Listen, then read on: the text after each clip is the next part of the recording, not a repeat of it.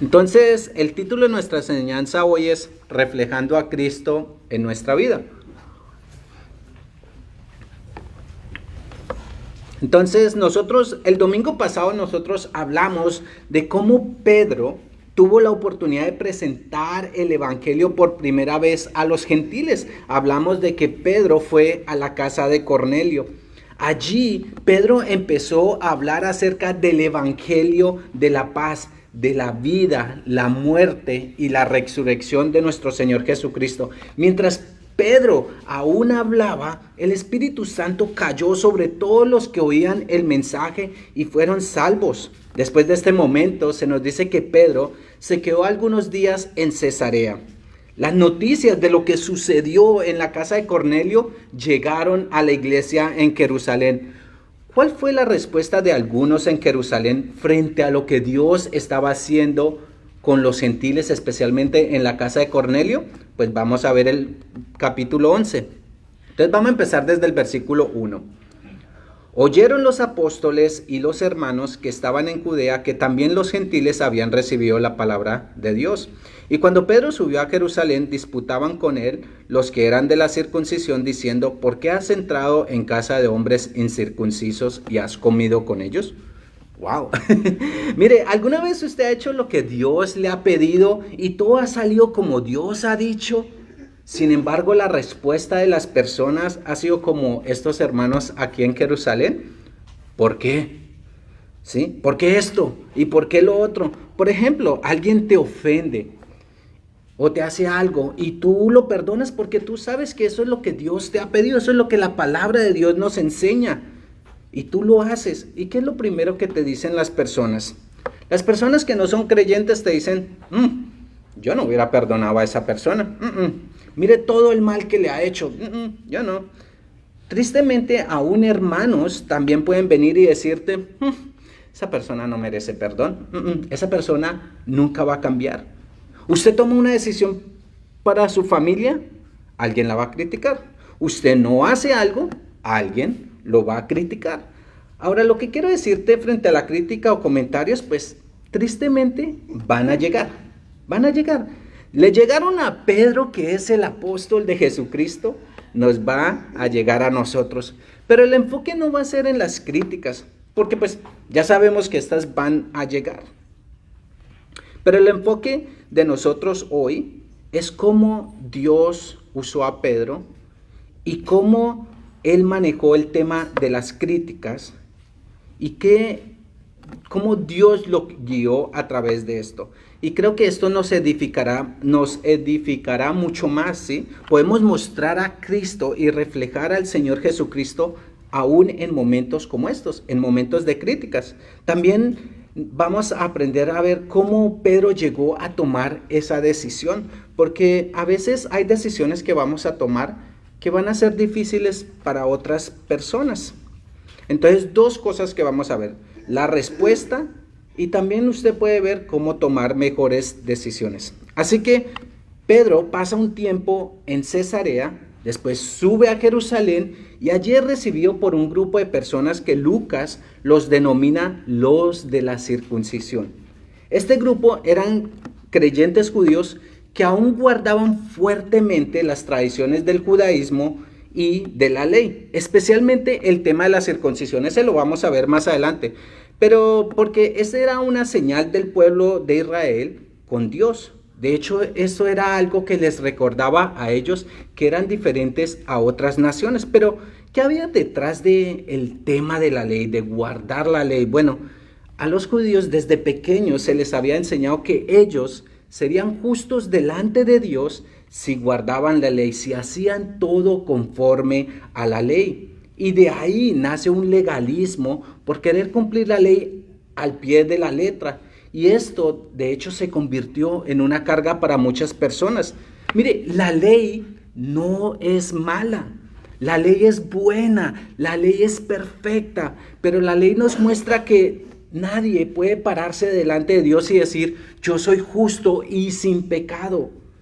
Porque de una u otra forma todos hemos roto la ley de Dios. Todos somos culpables. La palabra de Dios nos dice en Romanos 3:20: ya que por las obras de la ley ningún ser humano será justificado delante de él. Quiere decir, no hay algo que usted pueda hacer en obras que lo vaya a hacer justo delante de Dios. Entonces, si nadie puede ser justificado delante de Dios por las obras, entonces, ¿cómo podemos nosotros presentarnos delante de Dios y ser justificados? Justificados es declararse uno justo sin culpa. Bueno, pues Romanos nos contesta esa pregunta, dice Romanos 3, 21 al 24. Pero ahora, aparte de la ley, se ha manifestado la justicia ¿de quién? De Dios.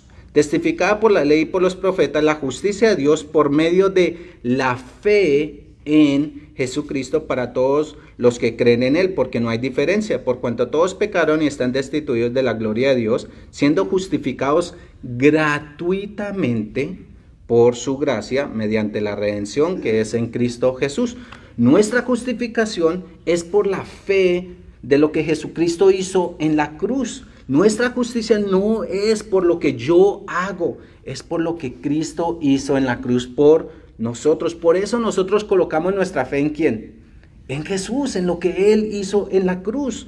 Entonces, regresando a Hechos, este grupo de la circuncisión estaban furiosos no por la salvación de los judíos, sino porque Pedro, siendo judío, entró a comer a una casa de un gentil. El versículo 3 nos lo dice. ¿Por qué has entrado en casa de hombres incircuncisos y has comido con ellos? Ellos no estaban bravos porque no fueron invitados. Eso como cuando usted ve en Instagram que ponen una fiesta y usted, ay, a mí nunca me invitaron. Ellos no estaban bravos porque, ay, yo quería comer allá y eso fue lo que entraron en disputa. Pero, ¿por qué usted no dejó comer? No.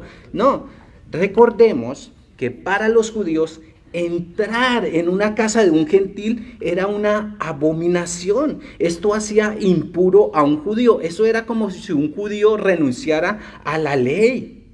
Entonces, ¿usted se ha dado cuenta que el legalismo se enfoca muchas veces en los pequeños detalles que en verdad no hacen gran diferencia? Aquí ellos discutían o tenían una gran tensión con Pedro porque Pedro había entrado a la casa de un gentil. Pero ¿qué era lo que verdaderamente importaba en esta circunstancia? Lo que Dios estaba haciendo con los gentiles. Ellos habían recibido la palabra, ellos estaban siendo salvos. Esto era lo que verdaderamente importaba. Pero ¿cuál fue la respuesta de Pedro? Mira el versículo 4 y 5. Entonces comenzando Pedro a contarles por orden lo sucedió, diciendo: estaba yo en la ciudad de Jope orando y vi en éxtasis una visión, algo semejante a un gran lienzo que descendía, que por las cuatro puntas era bajado del cielo y venía hasta mí. Mire, lo primero que vemos en la respuesta de Pedro es su humildad. Mire, cuando Pedro estaba recibiendo las críticas, cuando estaba siendo juzgado de ¿por qué Pedro? ¿Por qué usted? Pedro pudo decir, disculpe, ¿ustedes no saben quién soy yo? ¿Ustedes no saben que yo soy el apóstol Pedro? ¿Ustedes no saben que yo caminé en el agua con Jesús? ¿Ustedes no saben que Jesús me dijo a mí, a ti te daré las llaves del reino de los cielos? ¿Ustedes no saben que yo por medio del Espíritu Santo sané a un cojo y después prediqué y 3,000 personas vinieron a Cristo? Y de hecho volví a predicar y 5,000 personas se convirtieron.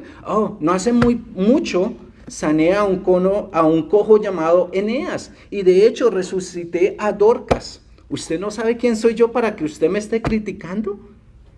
No, eso no lo vemos aquí en Pedro, la humildad. Segundo, mire, el dominio propio. ¿Qué hizo Pedro según lo que nos dice la palabra de Dios? Proverbios 15:1 nos dice, la blanda respuesta quita la ira, mas la palabra áspera hace subir el furor.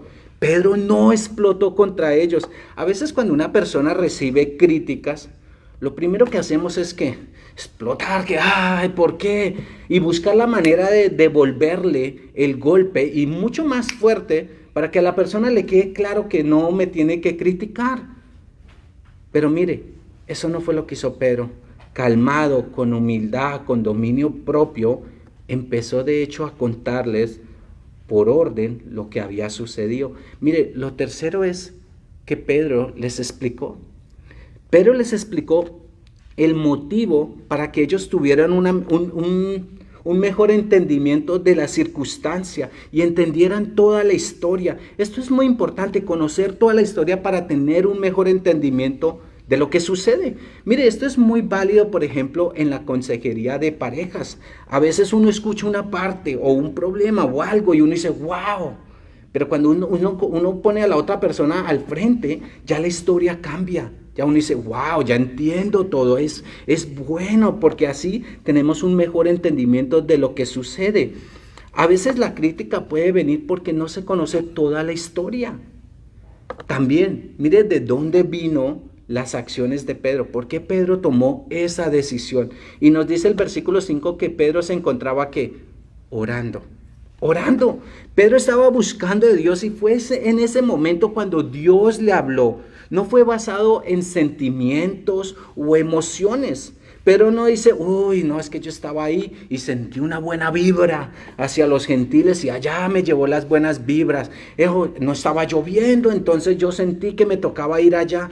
No, Pedro se encontraba buscando del Señor cuando la dirección del Señor vino. Hermanos, mire, cuando usted toma una decisión que puede ser un poquito fuera de lo normal, una decisión que de pronto puede cambiar su vida o la vida de otras personas, ¿qué hace usted antes de tomar esa decisión?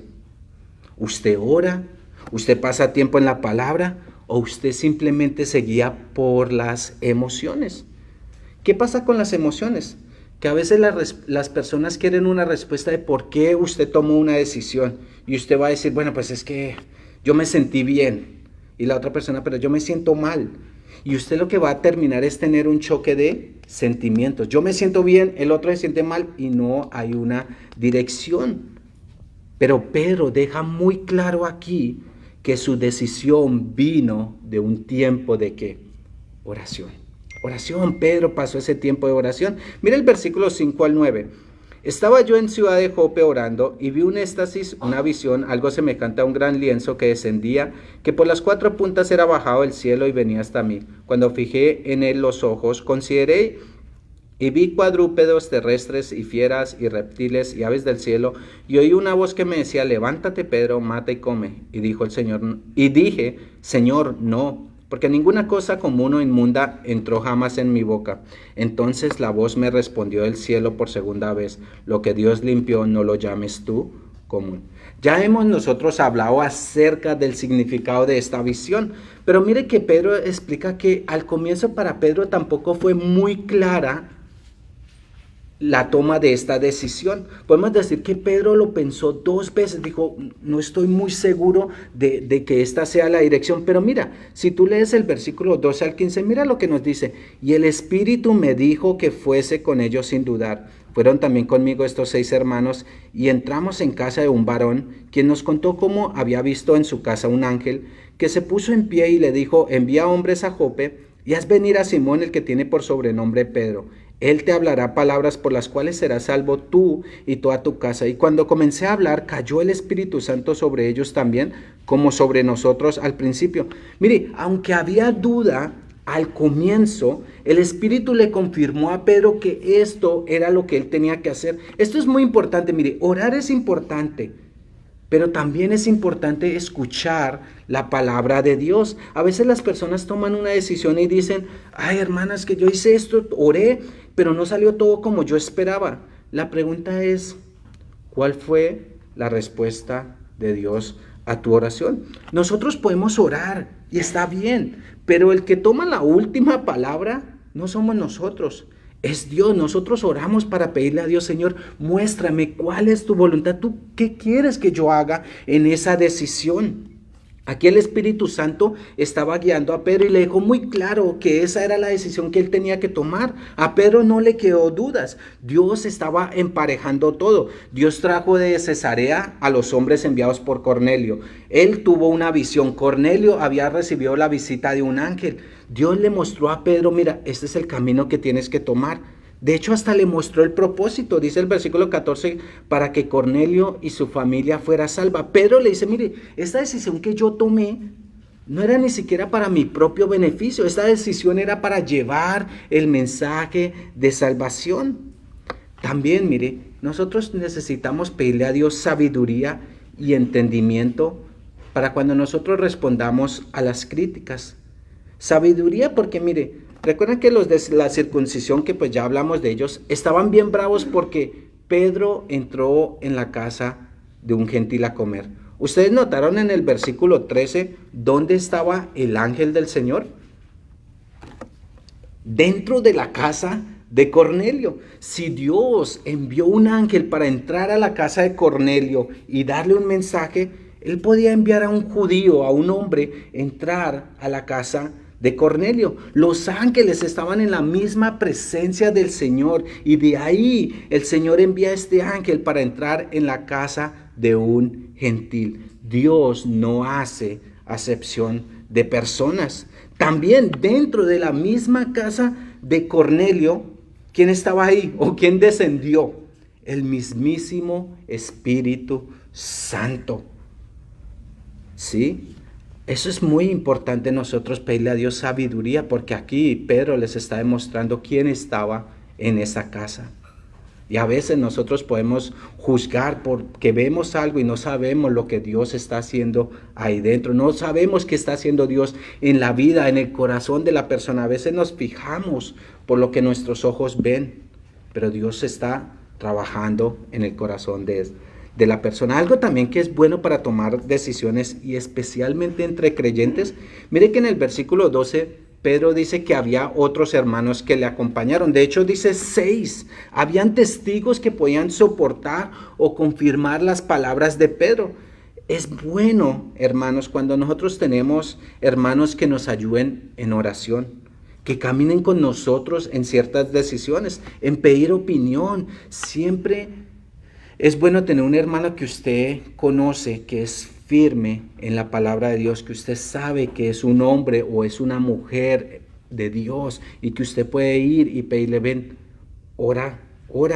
A veces hay decisiones que son privadas y son familiares, ¿sí? Que te pediría a ti, mira, sé muy sabio con quien compartes ciertas cosas. No todo el mundo tiene que saber lo que sucede. Sé sabio, ayuda en ese tema. Pero mire, hay otros momentos donde en serio es un beneficio que tú tengas una persona que puede orar por lo menos por ti. Que tú le puedas decir, oye, mira, por favor, ora conmigo que tengo que tomar esta decisión. No sé. Y aquí Pedro lo hizo. Llevó 6 testigos que podían afirmar y decir, mira, yo sé que Pedro, ¿sí? Eso es muy bueno. Mira el versículo 16, 17. Entonces me acordé de lo dicho por el Señor cuando dijo, Juan ciertamente bautizó en agua, mas vosotros seréis bautizados en el Espíritu Santo. Si Dios pues les concedió también el mismo don que a nosotros que hemos creído en el Señor Jesucristo, ¿quién era yo para que pudiese estorbar a Dios?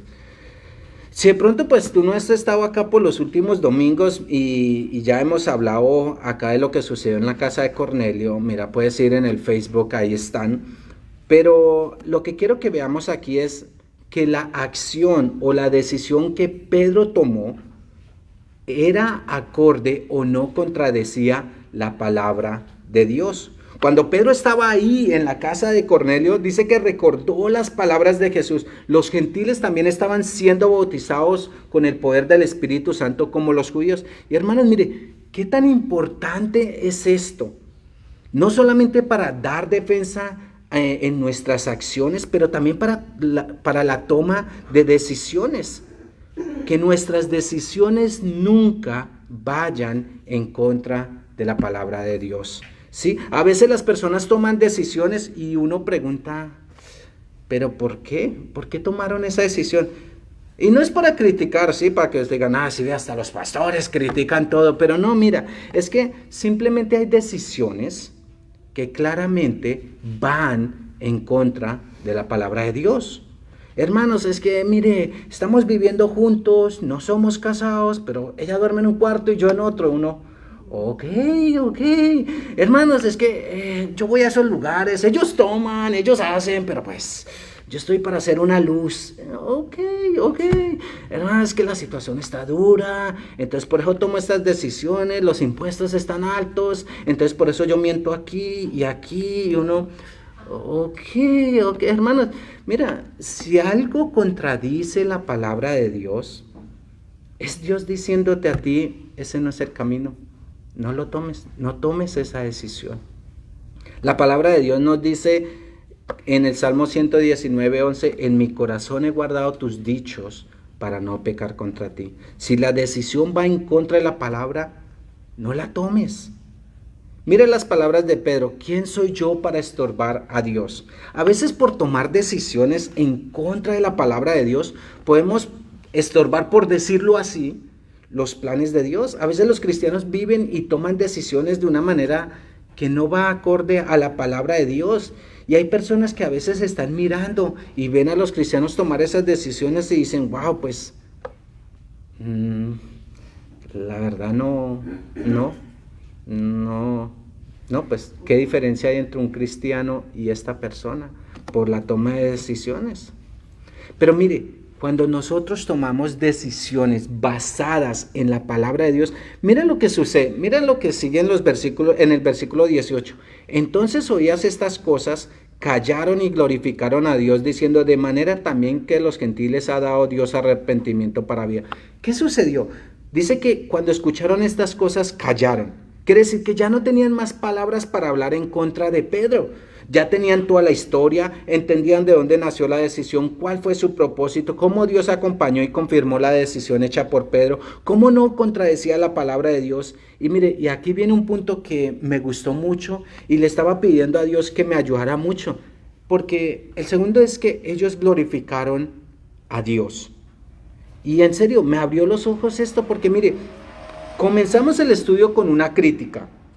A nadie le gusta cuando a uno lo critican. Pero mire cómo terminó aquí. Las personas glorificando a Dios. Aún en medio de las críticas, Dios las puede usar para su gloria.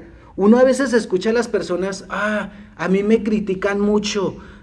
Yo he tomado decisiones y la gente me critica. Y dice, y la gente no me entiende. La gente no sabe lo que sucede en mi vida, y uno ve que las personas terminan amargadas, llenas de resentimiento por las críticas. Pero hermanos, de pronto nosotros, de nuevo, esto me abrió a mí también los ojos, nosotros de pronto necesitamos pedirle a Dios, Dios, dame sabiduría, dame conocimiento, dame dominio propio. Lléname de tu Espíritu Santo para que yo pueda dar respuesta a esas críticas y de hecho pueda utilizarlas para dar gloria a Dios, en lugar de que mi corazón se llene de ira y rencor contra otras cosas. Señor, ayúdame, porque es lo que veo aquí. Empezaron con críticas, pero terminan alabando a Dios. ¿A cuántos de nosotros nos ha pasado eso? ¿Ninguno? Sí, es que a veces nosotros decimos, wow, cuando una crítica uno termina alabando a Dios. A veces de una crítica sale una pelea que hasta el día de hoy no se ha sanado. ¿Por qué? Porque alguien te dijo algo y antes se separó. Ya no se volvieron a hablar, ya no hay amistad, ya no hay nada. ¿Por qué? Por esa crítica. Pero ¿qué vemos aquí? Hermanos que cuando hacen y toman las decisiones y le piden a Dios, aún esas críticas pueden ser para la gloria de Dios. Mire, ahora yo entiendo que hay críticas que pues simplemente nos toca dejarlas, ¿sí? Y dejarlas en las manos de Dios, especialmente cuando vienen de personas que no son creyentes, ¿sí? Son difíciles y a veces simplemente nos toca dejarlas y decir, Señor, tú toma control de ellas. Pero hermanos, entre creyentes, wow, me encantaría, hermanos, que llegáramos a ese punto donde lo que sucede a veces en diferencias, podamos terminar glorificando al Señor. Pedirle a Dios, Dios, lléname de tu Espíritu. Para ti no hay nada imposible. Y uno dice, wow, cuando uno piensa las cosas de esa manera. Entonces vamos al versículo 18, de nuevo lo quiero leer, y decían, oías estas cosas, callaron, glorificaron a Dios, diciendo, de manera también que a los gentiles Dios ha dado arrepentimiento. Mire, lo que para los de la circuncisión en un comienzo era un problema, terminó siendo un motivo para alabar a Dios. ¿Por qué? Porque Pedro los guió también para entender lo que verdaderamente era importante. Y en este caso lo importante era la salvación de los gentiles. Vamos al versículo 19-21. Ahora bien, los que habían sido esparcidos a causa de la persecución que hubo con motivos de Esteban, pasaron hasta Fenicia, Chipre y Antioquía, no hablando a nadie la palabra, sino a los judíos, pero había entre ellos unos varones de Chipre y Cirene, los cuales cuando entraron en Antioquía, hablaron también a los griegos anunciando el evangelio del Señor Jesús. Y la mano del Señor estaba con ellos y gran número creyó y se convirtió al Señor. Entonces, Lucas nos ha mostrado cómo el evangelio llegó a los gentiles por medio de Pedro en la casa de Cornelio. Pero aquí también tenemos el récord de cómo Dios estaba trabajando para alcanzar las naciones. Porque de nuevo, el evangelio es para todas las personas. Recordemos que después de la muerte de Esteban, inició la persecución y esta persecución creció y los creyentes que estaban en Jerusalén se vieron obligados a salir de la ciudad. Y salieron en este proceso no para esconderse y tampoco para esperar que pasara la persecución. Fue todo lo contrario. Dios tomó esta oportunidad ¿para qué? Para que ellos compartieran el evangelio fuera de las paredes de Jerusalén. Y aquí se nos menciona Fenicia, Chipre y Antioquía. Creo que Dios los estaba preparando para lo que más adelante vamos a ver que son las misiones. Y al comienzo el autor nos dice que solo compartían a los judíos. Pero hubo un grupo que dio un paso más allá y empezó a compartir el evangelio con los griegos. No se nos menciona grandes nombres, no se nos dice, el apóstol Pablo, el apóstol Pedro, el pastor, no, nada. Solamente se nos dice unos varones de Chipre y Cirene, pero había algo único en ellos, la mano de Dios estaba sobre ellos. Y cuando estos hombres empezaron a compartir el evangelio a los gentiles, dice la palabra que un gran número creyó y se convirtió al Señor. Ahora mire, llevar el evangelio aquí a los griegos da un paso mucho más allá de lo que nosotros hoy podemos imaginar. Si con Cornelio fue difícil aceptar de los judíos que Dios estaba obrando con él, y eso que Cornelio era un hombre temeroso, que oraba y era piadoso, los griegos aquí, ellos no eran temerosos de Dios, no oraban. De hecho, eran paganos y llenos de inmoralidad sexual. Pero de nuevo, hermanos, Dios no hace acepción de personas. El evangelio es para todo aquel que quiere venir a Cristo. También me llama la atención de aquí, es que mire, la ciudad de Antioquía era una de las principales metrópolis o las ciudades grandes del antiguas. La tercera más grande atrás de Roma y Alejandría. Se caracterizaba por su cultura y su comercio. Entonces, esto hacía que atraía a miles y miles de personas a esta ciudad. Y muy cerca de esta ciudad se encontraba el templo de Apolos. Este templo era dedicado a la prostitución, a la idolatría, y pues todos sabemos lo que se deriva de esto. Pero mire, ¿qué sucedió en esta ciudad oscura? En esta ciudad que estaba alejada de Dios, en esta ciudad llena de idolatría, llena de paganismo, que si nosotros de pronto hubiéramos estado en ese tiempo, probablemente algunos llegarían y dirían, Señor, destrúyela. Mas no pediríamos por su salvación. ¿Qué fue lo que sucedió? Bueno, Dios empezó a obrar en esa ciudad y muchos vinieron a la salvación. ¿Por qué? Porque unos hermanos entendieron que el mensaje es para todos. Y si otros no van, no es una excusa para mí no hacerlo. Ellos fueron y Dios estaba con ellos. Mire, esa es una oración que le estoy pidiendo a Dios. Y especialmente donde nosotros estamos viviendo aquí en California, donde estamos viendo cosas que uno dice, wow, wow, Señor. Pero mire, ¿qué tal si la mano de Dios está con nosotros? Y lo creo, pero el problema no es tanto si la mano de Dios está sobre nosotros, si nosotros en verdad queremos ir y compartir el evangelio. ¿Cuántos de nosotros, diría uno así, pues para ponernos todos, hemos ido a compartir la palabra de Dios? ¿Cuándo, si en esta semana usted puede recordar que usted fue y le compartió el evangelio a alguien? Ah, no, es que ese no habla español. Es que el inglés para mí. Pero aquí vimos que ellos, hey, no eran judíos, ok, eran griegos, fueron y compartieron el evangelio. ¿Y qué pasó? Dios empezó a obrar. Dios empezó a obrar. A veces nosotros nos guiamos solo, no, don't speak English, no, sorry. No, pero hermanos, ¿y si Dios tiene la mano sobre usted? Si Dios lo puede utilizar a usted para que su vecino, su familia conozca de Cristo. Aquí Dios empezó a hacer una obra muy grande. Y después el versículo 22 nos dice que llegó la noticia a oídos de la iglesia que estaba en Jerusalén y enviaron a Bernabé que fuese hasta Antioquía. Mire, otra vez aquí llegan las noticias a Jerusalén. Y esta vez no decidió la iglesia, no, vamos a enviar a los de la circuncisión. No, ¿enviaron a quién? Bernabé. ¿Ustedes recuerdan a Bernabé? La última vez que vimos de Bernabé fue cuando Pablo subió a Jerusalén y allá en Jerusalén ninguno de los discípulos quería acercarse a Pablo porque no creían que Pablo se había convertido de verdad y lo habían rechazado, nadie quería estar con Pablo. Pero ¿quién estaba ahí? ¿A quién Dios usó para traer a Pablo? A Bernabé. Bernabé en verdad era un hombre que se interesaba por los hermanos. Y como les dije esa vez, en verdad necesitamos más que personas que digan, no, yo soy un apóstol, yo soy esto. Necesitamos hombres y mujeres en el buen sentido de que sean como Bernabé, que se interesen en serio por las personas, por los hermanos. Y a este hombre fue el que la iglesia escogió y envió. Recuerden que Bernabé significa consolación. Fue a esta ciudad aquí. Y mire lo que nos dice el versículo 23 y 24.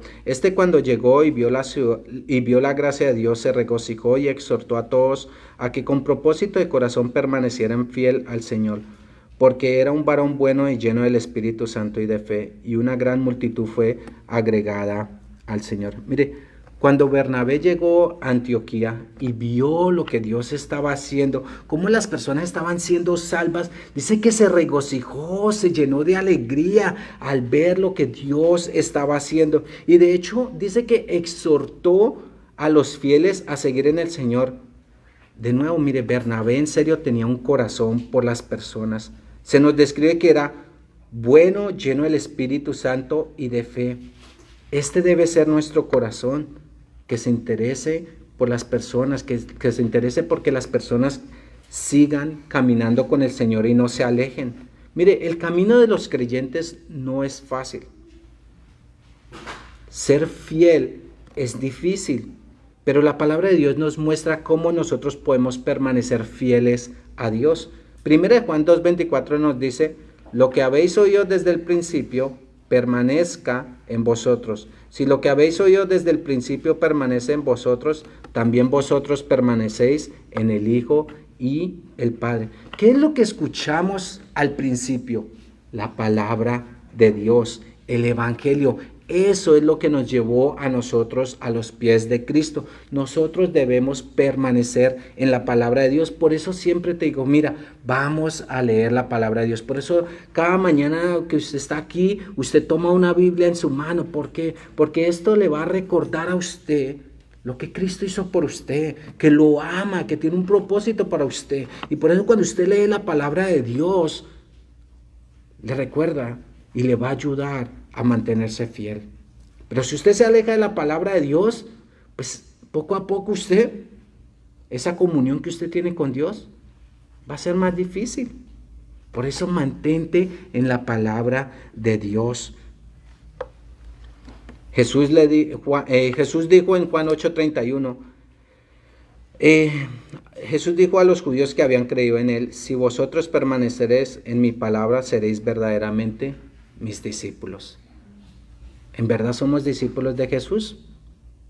Una manera en verdad que nosotros vamos a demostrarlo es si permanecemos ¿dónde? En la palabra de Dios. Pero si usted ni siquiera la lee, si usted ni la abre, la pregunta es, ¿en verdad usted es un discípulo de Jesús? Ahora no es sino para que en serio nosotros, de nuevo, la palabra de Dios nos dice que es esa espada que penetra hasta lo más profundo, nos confronta la palabra de Dios. A veces podemos estar viviendo como en emociones y no viviendo como en verdad dice la palabra de Dios. Entonces el versículo 24 al final nos dice que una gran multitud fue agregada al Señor, y el versículo 25 al 26 dice: después fue Bernabé a Tarso para buscar a Saulo, y hallándole le trajo a Antioquía, y se congregaron allí todo un año con la iglesia y enseñaron a mucha gente, y los discípulos se les llamó cristianos por primera vez en Antioquía. Entonces miren lo que estaba sucediendo en Antioquía. Pues las personas estaban cambiando, Dios estaba obrando, más personas venían a Cristo. Podemos decir que la cosecha era grande. ¿Qué hizo Bernabé? Bueno, pues fue a buscar a Pablo o a Saulo porque necesitaba ayuda. Miren, a veces nosotros no podemos ver lo que está sucediendo afuera de la iglesia, pero hay varios misioneros, ¿sí?, que Dios está obrando también con ellos.